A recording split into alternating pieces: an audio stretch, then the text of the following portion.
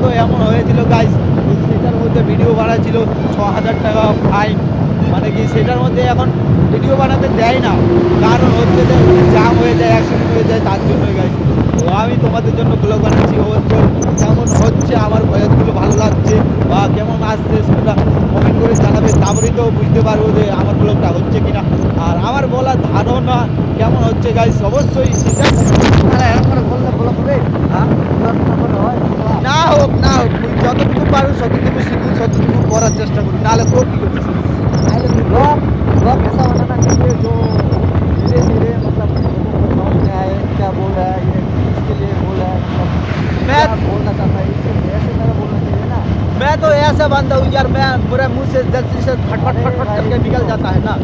ऐसा बोलना चाहिए जो हेलो गाइस माय चैनल को वो मुझे वो ईमेल आता है।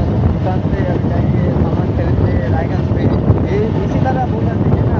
তো গাইস আরেকটা কথা বলছি, যে কথা বলতে বলতে গাইস চলে এসলাম ওভার ব্রিজে, যেটাকে একটু আগেই বললাম যে ভাইরাল ব্রিজ।